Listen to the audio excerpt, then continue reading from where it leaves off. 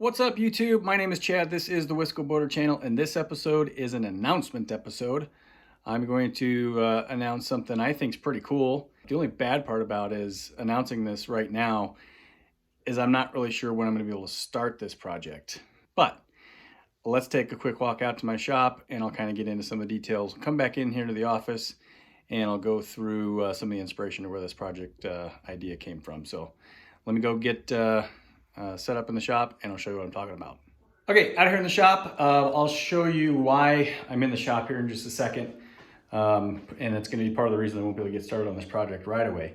But I do have some papers set up on the workbench here that I want to show you.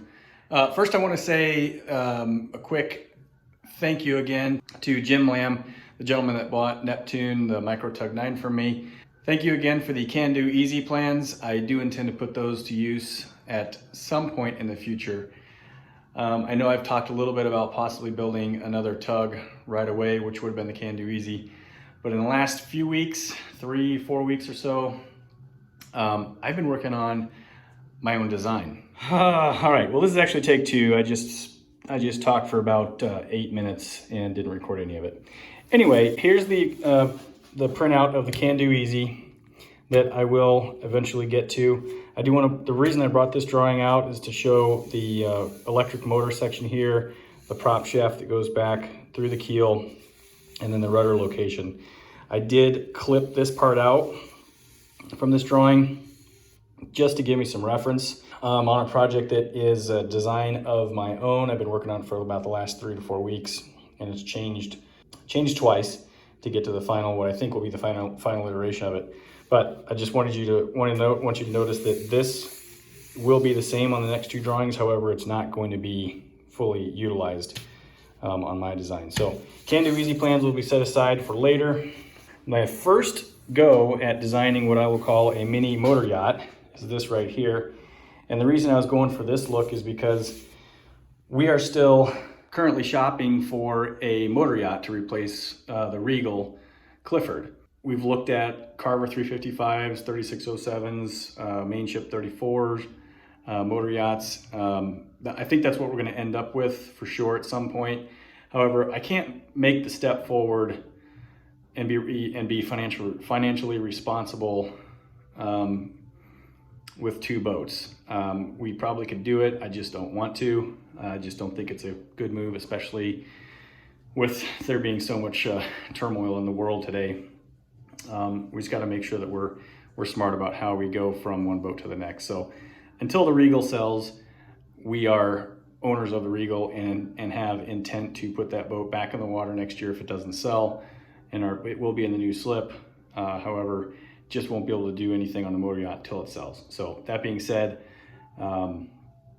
the motor yacht design that I was just showing here, I'll go back to it in just a second, is inspired by those boats that we've looked at. And this is going to be a mini, this particular drawing, a mini motor yacht that takes design aspects from the 35 to 40 foot motor yachts that we've been looking at.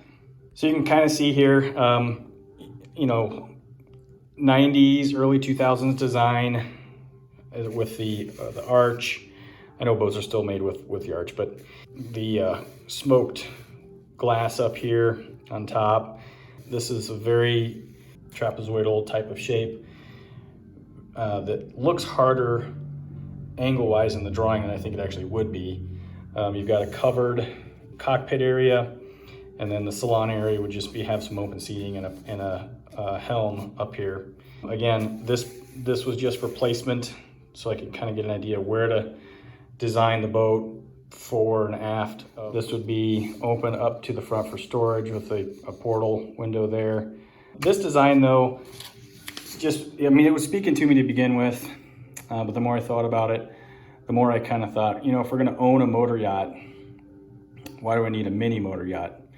So then my thoughts turned to, why don't I design a mini super yacht? So that's where we come to now. With this design, you can see obviously much more yacht, super yacht looking. My design inspiration for this kind of came from 3 different yachts and I will go through those here in just a moment. I'll show you exactly where the design elements came from, specifically the vertical windows, the 2-level bridge and salon. This reverse arch here is from my Sienna, from a show that we watch called Below Deck. You're probably familiar with it if you're a boat person. The covered cockpit area here is basically straight off of a Carver 355 or 3607. Mainship 34, they all have this covered open air area back here. Squared off bow. This is from the Explorer or Expedition type of super yachts, which I personally think look the best as far as yacht design goes. I love the way they look. So I'll show you where that came from. The window here, my Sienna, the navigation mast, my Sienna. The height of the hull is from another exploration or expedition yacht that I'll show you. This is a 16-foot length overall, well, 15 feet 11 technically. This will be about 7.5 feet wide. You can see we've got from the bottom of the rudder to the top of the well, we'll just call it the bridge area, salon area, 7 feet. The radome, I don't know, that's just something, that'd just be something for looks. It wouldn't be real or functional or anything.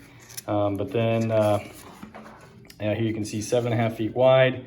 Got two sets of steps coming up on either side to enter. This would all be open up to here.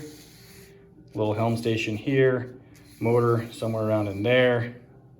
Blunt nose can be fairly wide, and then it'll taper to the front fairly quickly to that blunt squared off bow. So this is kind of what I'm thinking that the next boat project will be. I was thinking about building it out of metal. Metal's just gonna be way too expensive, I think. So I think I'm gonna stick with plywood construction, but we'll see.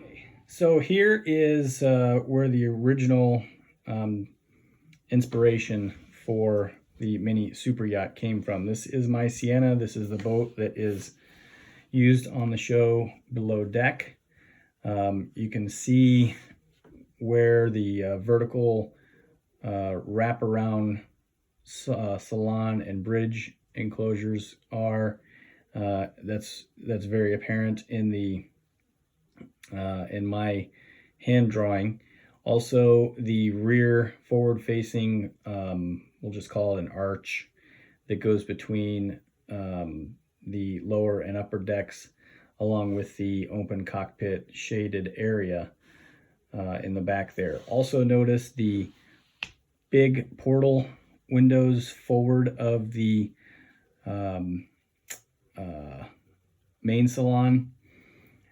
That is incorporated into my design as well as the navigation mast on the front of the yacht. The radomes on top, that's a maybe thing for me. I'm not exactly sure I'll use that in my design, but the design of my boat initially started from my Sienna. Here's a rear view. Again, that area where the name of the yacht is, my Sienna, that's a toy room that opens up to allow jet skis and all that kind of stuff to be stored and brought out for playtime. And then there's a set of stairs on either side of that toy room, which is kind of how the rear of the stern of my boat will look. Got a good view of the shaded open cockpit area as well as that forward sweeping arch between the different decks. So the exploration expedition type of yachts, where I had some additional inspiration, would come from this exploration yacht right here. This is a Damon designed, what's called a super yacht. The name of it, I believe, is a Anawa, A-N-A-W-A. This was their first one that they launched. They've launched another one in the meantime. It's more golden color, But the straight up and down vertical bow, I love that design aspect of this super yacht. And then here it is, probably on a sea trial because it's not yet named in this picture, but this is a serious ocean going expedition vessel. Very, very nice on the inside. However, it's sort of a purpose-built super yacht. Not something that you'll probably end up seeing cruising around the Caribbean, but very cool nonetheless. And then the other yacht that I took some design inspiration from, actually this one really closely resembles my design from a stacked salon and bridge area to a nearly vertical bow. This is the Arxon 85. The Arxon 85 is still a concept at this point. This is not a picture of a real yacht. However, the design of this just really strikes me as intriguing. It's much, much smaller than the Anawa, which the Anawa, I believe, is, I want to say it's 60 some meters long, about 200 feet. The Arxon 85 is an 85-foot vessel. It is not an 85-meter vessel. That would be massive. It's an 85-foot vessel. Yes, the Anawa is 62 meters, 203 feet. So these are the boats that my design was inspired from. I think that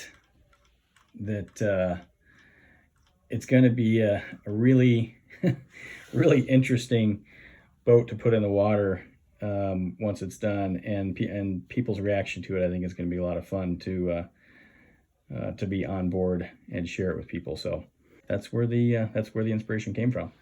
Okay, so the other reason I'm in my shop here is to, after looking at all those boat designs, and I just wanted to end the video to show you why I think this project, while I'm announcing it right now, is going to take a little bit to get launched and get working on. My shop for this winter, I think at this point anyway, has become home to my lawn tractor and our snowblower. In other videos you've seen, this door goes up, goes onto our back porch, which will be great for getting the snowblower out and just running it around the side of the house to the front. If I need the lawn tractor for anything in the winter to pull my utility trailer around, I can get it in and out very easily from here. And then the other thing that's gonna block getting this project started, you may or may not be aware that I do have a Volkswagen Cabrio project that I've been working on for a little while for Brittany, and for this winter, it is tucked in the back of the garage sideways. The horse that's going to a brewery, that's just a little fun thing that one of my buddies is wanting to put in his brewery, so it's, that's just where I'm storing it till I take it up there. So the Cabrio's in the way, got a bunch of other shit in the way right now. My car's parked over here, which obviously can go outside if I want to work on something in the winter, but normally Brittany's vehicle would be right here as well. So I got a full garage, I got a full shop. So unfortunately for now, even though I'm announcing this project, don't expect any videos of me getting started on it or any updates real soon. We'll see how this winter goes.